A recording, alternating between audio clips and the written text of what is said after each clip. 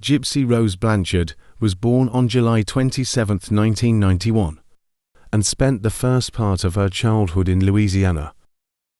She and her mother Dee Dee Blanchard moved around throughout this time, settling in a variety of tiny villages never too far from the outskirts of New Orleans. When Gypsy Rose was just 3 months old, Dee Dee believed her baby had sleep apnea, according to Rod Blanchard, Gypsy Rose's father, who had split up with Dee Dee not long before Gypsy Rose was born. That informal diagnosis would be the start of what would become a pattern in Dee Dee's extraordinary care regimen. Throughout Gypsy Rose's childhood, Dee Dee seemed convinced that her daughter was prone to illness and afflicted with a variety of disabling conditions, and she presented Gypsy Rose to those in their lives as a fragile child who was unfit to participate in typical social activities. As Gypsy Rose grew older, neighborhoods and charitable organizations rallied to support Dee Dee and her daughter, giving them gifts and services to help their ostensibly difficult circumstances. Her father continued to be a visiting figure in her life up until the mid-2000s, when her mother and daughter moved away. He would go to regional Special Olympics competitions with Gypsy Rose and other family members. Dee Dee, on the other hand, kept Gypsy Rose on a regular schedule of doctor's appointments, taking her to various practitioners in an ongoing effort to diagnose or treat her purported illnesses. She is said to have claimed that a long list of conditions, including muscular dystrophy, leukemia, epilepsy, poor eyesight, and more, were caused by a chromosomal disorder. Dee Dee was able to receive prescription drugs, which seemed to have had a cumulative negative impact on Gypsy Rose, despite the fact that doctors frequently couldn't discover lab-supported data to back her health concerns.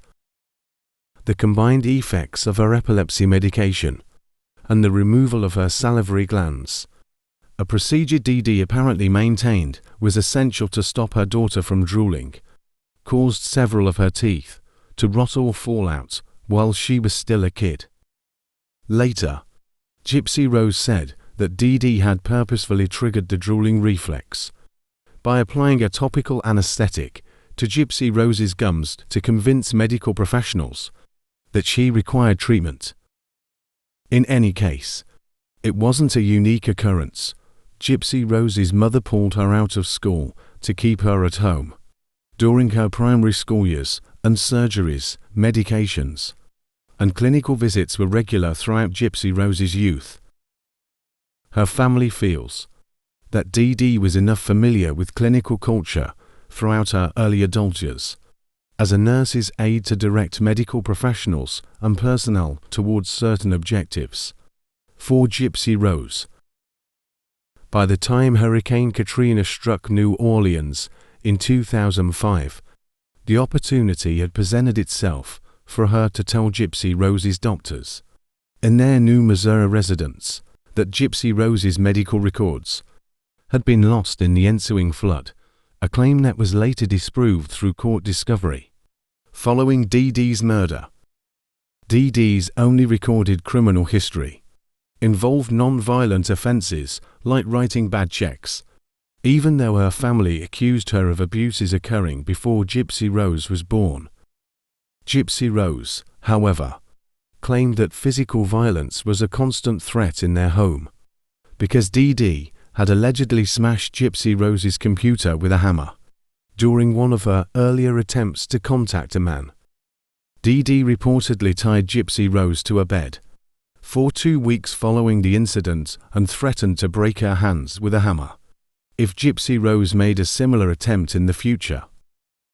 Nicholas Godijon, who was born in 1989, was 26 years old and residing in Big Bend, Wisconsin. Nicholas met Gypsy Rose through internet chat, and they began a virtual connection that lasted around 3 years. In June 2015, Godijon returned to Springfield. He did so when Gypsy and her mother were away for a medical appointment. He went to the Blanchard residence after they had gotten home, and Dee Dee had gone to sleep. Gypsy allegedly let him inside the house and handed him a knife, gloves, and duct tape with the intent that he would use them to kill Dee Dee. In order to avoid hearing her mother cry, Gypsy ran away to the bathroom and covered her ears. After that, when Dee Dee was sleeping, Godijon stabbed her 17 times in the back. After engaging in sexual activity in Gypsy's room, the two stole $4,000 in cash that Dee Dee had been hoarding from her ex-husband's child support payments. They ran away to a motel outside of Springfield, where they spent a few days making plans for their next move. During that time, they were captured on surveillance cameras at multiple nearby businesses. Gypsy remarked that she thought the two had gotten away with their crime at that time.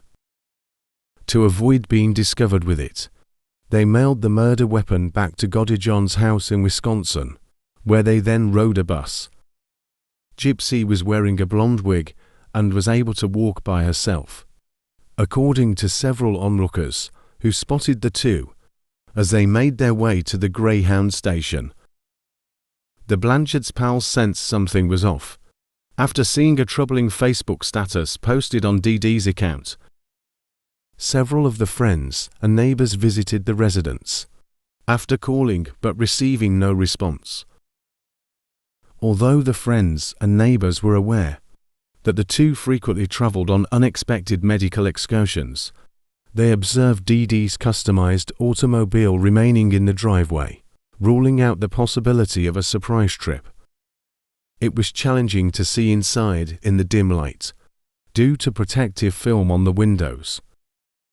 The neighbors gathered there, dialed 911 when no one opened the door. Police entered the home and quickly discovered Dee Dee's body. A GoFundMe page was created to cover her final expenses, and perhaps Gypsy's as well. Even if Gypsy had not been hurt, everyone who knew the Blanchards feared the worst, since they thought she would be helpless without her wheelchair, meds, and other support devices like the oxygen tanks and feeding tube. The others assembled on the Blanchards' yard, including Woodman C., who spoke with the police about Gypsy and her covert online boyfriend. She displayed the printouts, which featured his name, that she had saved.